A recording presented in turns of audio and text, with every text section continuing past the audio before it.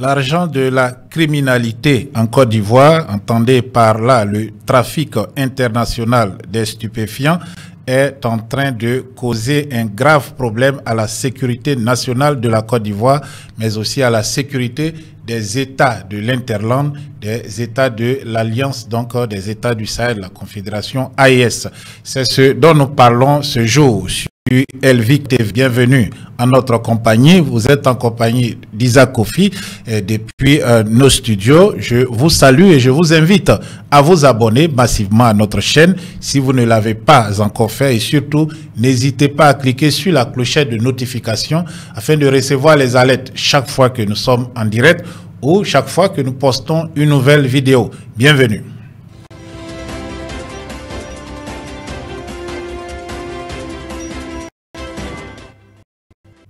L'argent, donc, comme je le disais, du narcotrafic international, cet argent donc qui finance en grande partie les groupes terroristes et djihadistes dans la sous-région ouest africaine.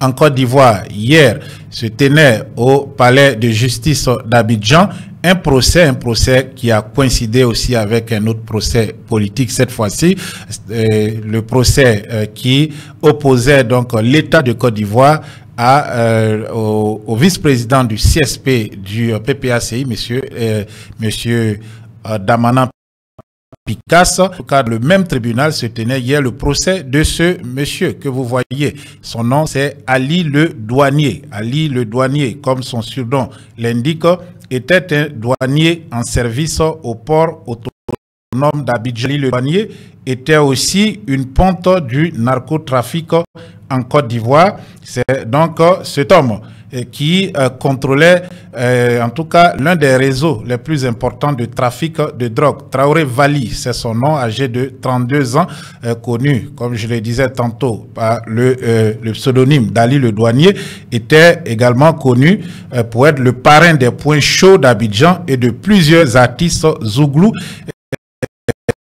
du coupé-décalé. Il avait été arrêté en 2021 pour trafic de drogue d'une valeur de 25 milliards de francs CFA. Vous avez bien compris, 25 milliards de francs CFA. Il était un maillon de la poudre blanche à Cocody et en zone 4, le quartier européen d'Abidjan. Dans cette affaire, Ali le Douanier a fait des aveux et ces aveux ont conduit donc à l'interpellation de plusieurs gendarmes, des commandos gendarmes donc qui étaient hier au tribunal. Ceux qui sont donc arrivés au tribunal pour le procès de M. Damanan Picasse ont pensé que il y avait donc une interpellation directe de ce cadre du PPACI pour le pôle pénitentiaire d'Abidjan, le PPA.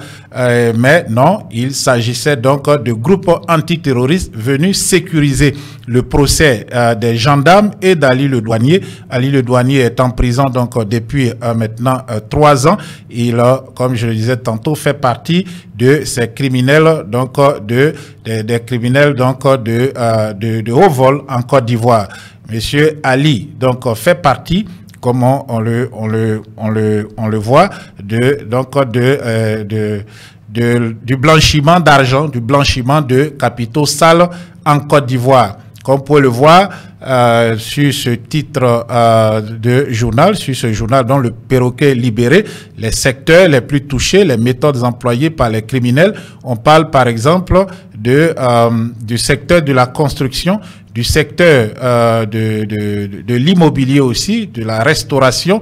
On parle aussi du secteur, par exemple, de la vente en détail. Les grands magasins tenus généralement par des expatriés libanais.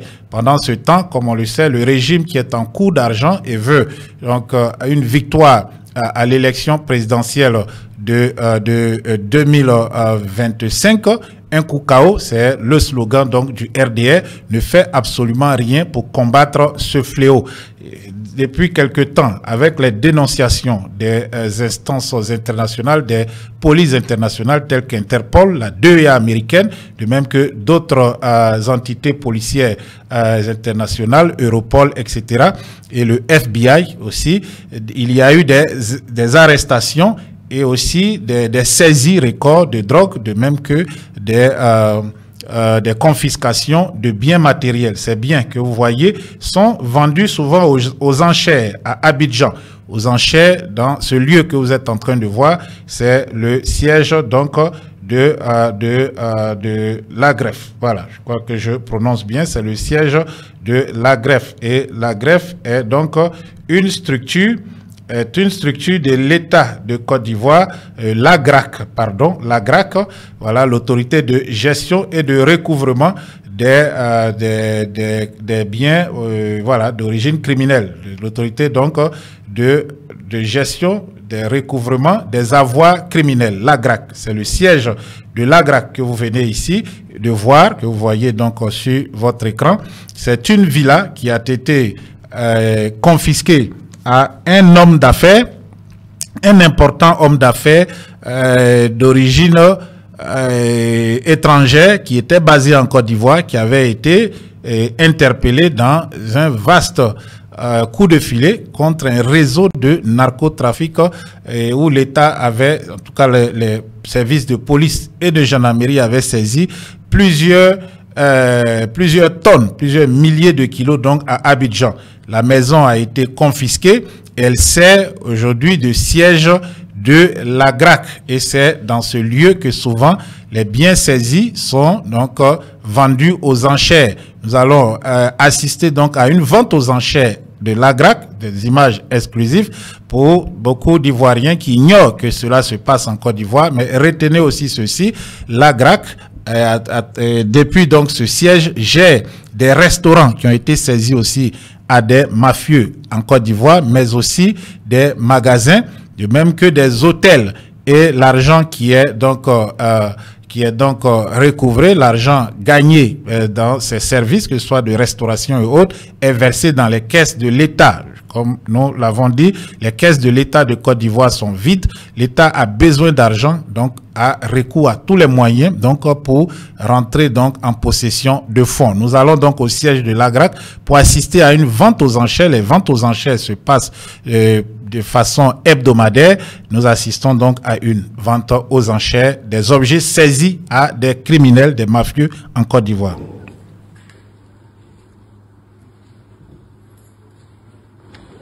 Mise à prix 120 000.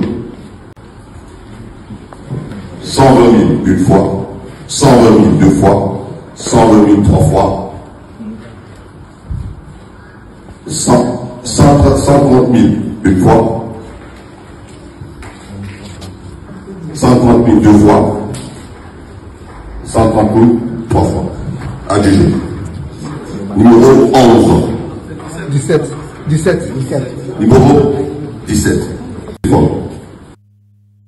Vous assistiez là à une vente aux enchères d'objets saisis par l'AGRAC, l'autorité donc de gestion et de recouvrement des avoirs criminels, des véhicules, comme on peut le voir, au siège donc de cet organisme. C'est une villa qui a été aussi saisie à un mafieux résident en Côte d'Ivoire, arrêté dans une opération donc une opération anti-drogue en Côte d'Ivoire. Donc toutes les semaines au siège de l'AGRAC, et ici même à cet endroit que vous voyez à Abidjan, il y a des ventes aux enchères de téléphones, de véhicules, comme on en a vu un peu plus tôt. On a par exemple des véhicules qui sont aussi vendus aux enchères.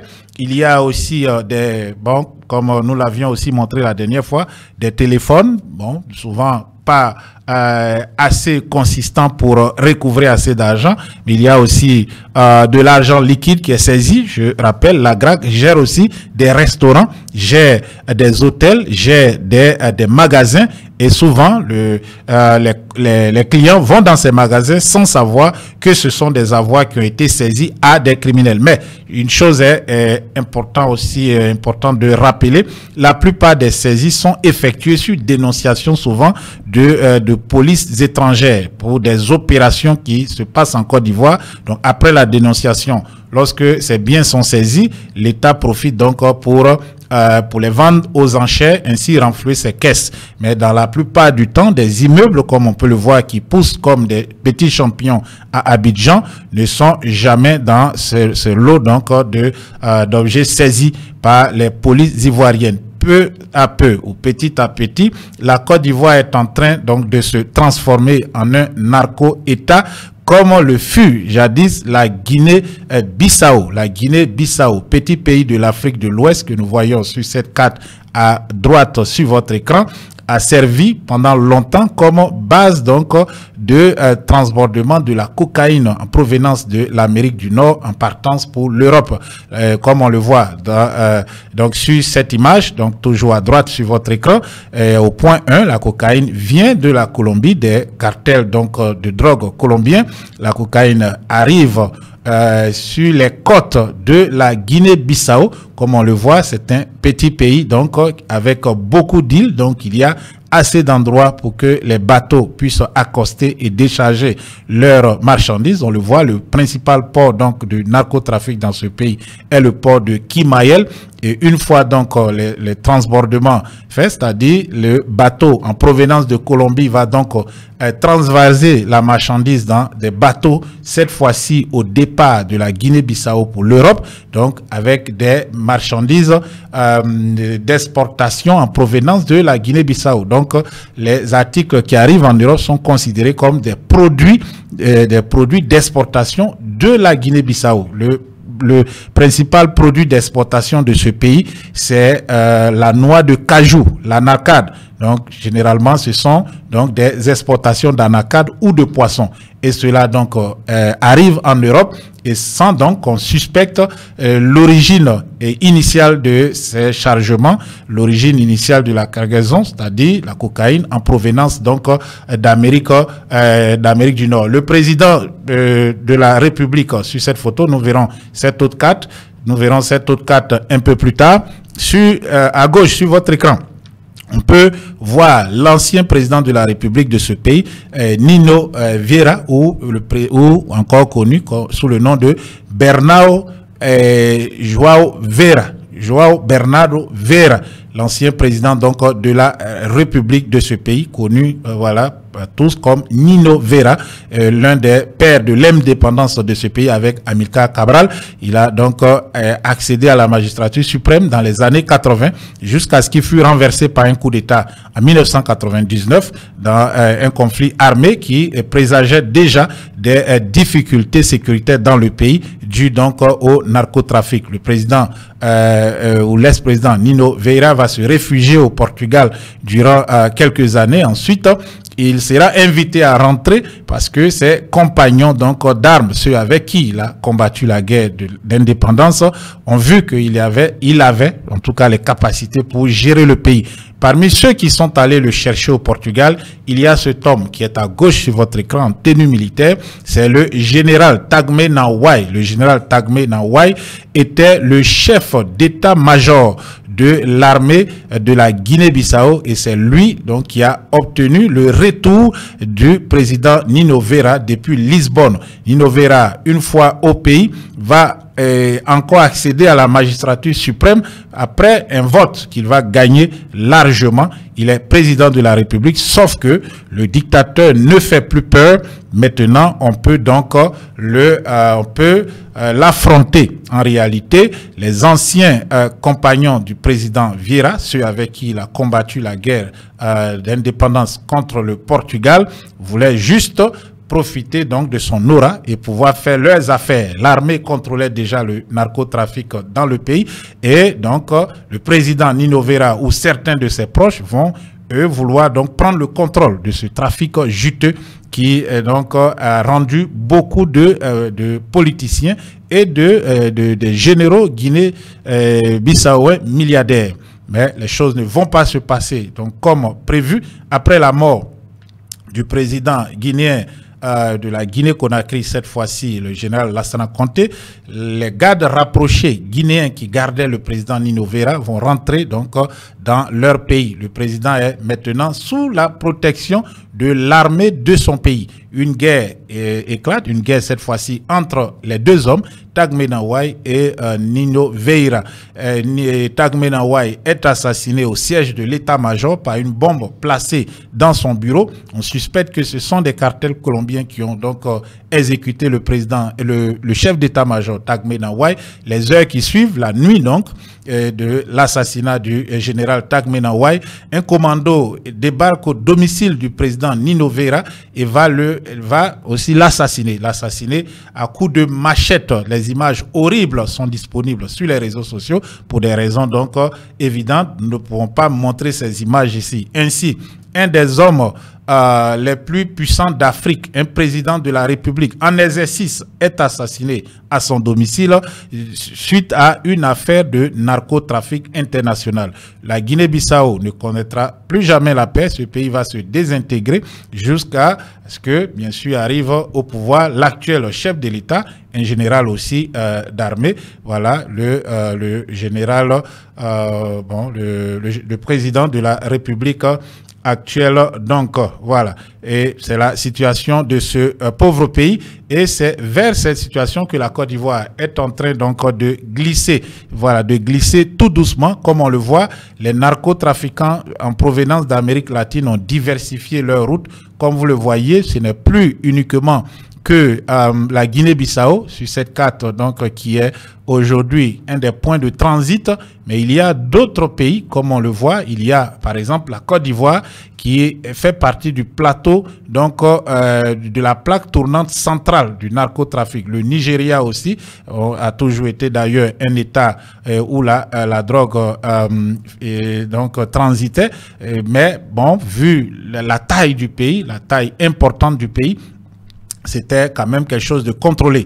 Mais la Côte d'Ivoire est devenue donc la plaque tournante centrale à côté de la Guinée-Bissau qui perd un peu donc de ce prestige, si on peut s'exprimer ainsi, au profit donc de la Côte d'Ivoire. Et donc la plaque tournante occidentale, donc on voit la Mauritanie, et ces drogues-là traversent les États donc de l'AES, principalement le Mali, le Mali, un peu aussi le Burkina Faso en direction de la Libye, la plaque tournante septentrionale en direction aussi du Maroc, de la Tunisie, pour gagner l'Europe depuis donc les côtes du Maghreb, donc pour prendre la Méditerranée, et ensuite l'Espagne, la France, la Belgique, les Pays-Bas, le Danemark, et même jusqu'au Royaume-Uni où 1 kilo de cocaïne, donc vous pouvez le voir, est vendu à 85 000 $ américains, qui initialement en Colombie, peut-être que nous allons redescendre encore un peu la carte, au départ donc de la Colombie,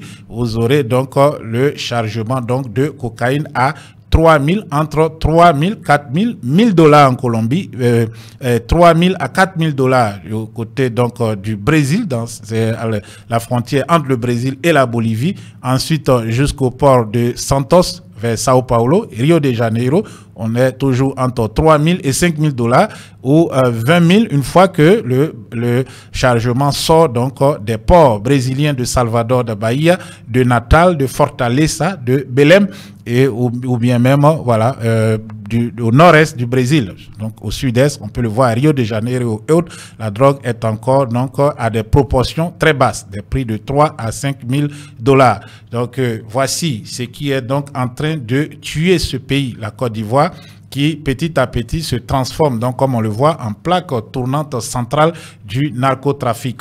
Je rappelle que le capitaine Ibrahim Traoré avait dit donc à l'époque, on s'en souvient, que lorsqu'il a accédé au pouvoir, des hommes sont venus le voir pour lui demander de permettre que les terroristes puissent donc avoir des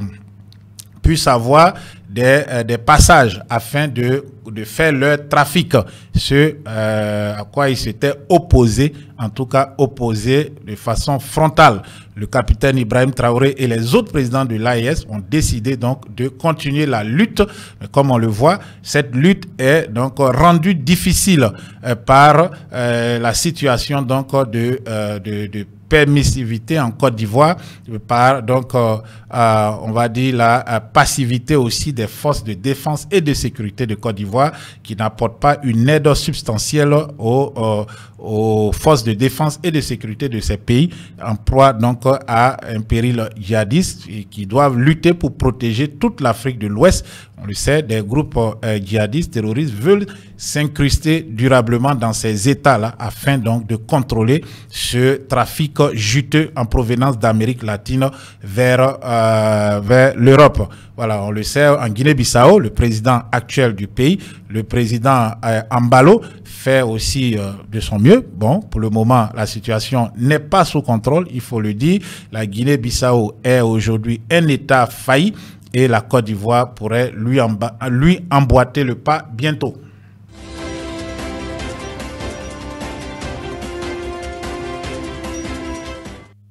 Voilà, autre point de l'information ce matin, c'est important, c'est un rendez-vous avec la justice cette fois-ci. Le conseiller spécial du président Guillaume Soro, membre aussi du directoire du GPS, aussi président de l'Afrique des libertés, le docteur Franklin Nyamzi Wa Cameroun, a rendez-vous avec la justice ce matin dans quelque chose totalement différent de ce dont nous avons parlé jusque-là. Le docteur Franklin Nyamzi Wa Cameroun sera devant les juges, jugé aujourd'hui donc 28 novembre 2024 à Rouen, dans le nord-est à Rouen, dans le nord de la France, pour présumé détournement de fonds. De quoi s'agit-il exactement?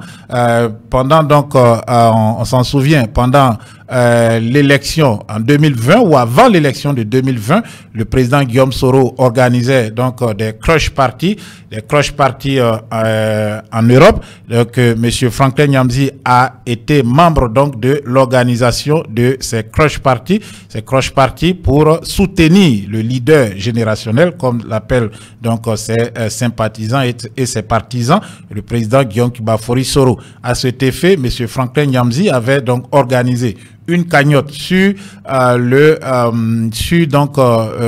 page ou la plateforme donc de cagnotage en ligne GoFundMe.com basée aux États-Unis. Il avait organisé cette cagnotte que vous voyez, Crush Party de Paris pour Guillaume Kibafori Soro. À cet effet, 10 041 € avaient été récoltés sur un objectif initial de 10 000 €, soit 163 dons. Monsieur Franklin Nyamzi Wa Cameroun a géré donc cette cagnotte, comme on le voit, et qui disait soutenons la crush party du samedi 10 août 2019 à la salle Seven Spirit au 7 rue Sainte-Hélène, voilà, à Paris 75 0131, métro 7, Porte d'Italie ou Maison Blanche, bus 57 184, Paterne des Peupliers. Voilà, le RER B, cité universitaire, le tram T3A, Paterne des Peupliers. Donc, la crush party avait eu lieu.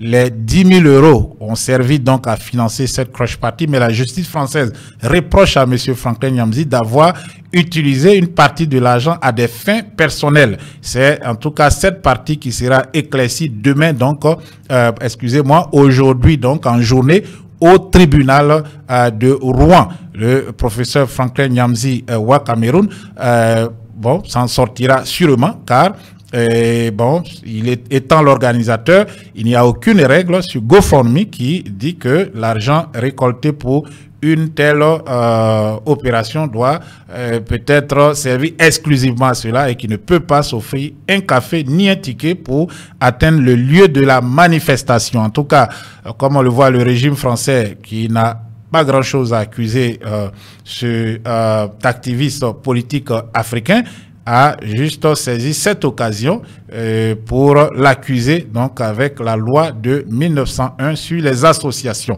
Donc nous vous tiendrons informés des résultats donc de ce procès qui se tient aujourd'hui, jeudi 28 novembre, au tribunal de Rouen en France. Autre actualité aussi avant de nous quitter, nous partons donc pour le Mali. Pour le Mali où, comme vous le savez, une élection pourrait être organisée cette année 2025, cette année donc à venir, lors du Conseil des ministres d'hier.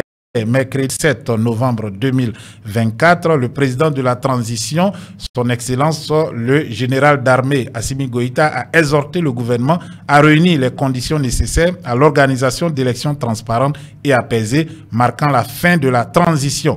Il a instruit le Premier ministre, chef du gouvernement, son Excellence le général de brigade, le général de division Aboulaye Maïga, à concevoir un plan d'action global accompagné de plans sectoriels précis avec des objectifs mesurables et un suivi rigoureux.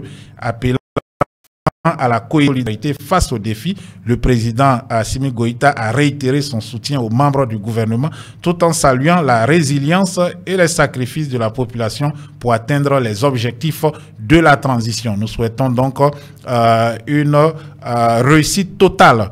En tout cas à ce projet d'élection pour renforcer donc le statut du pays et des autres États membres de l'AES afin de lutter contre les criminels et assurer la sécurité de nos nations.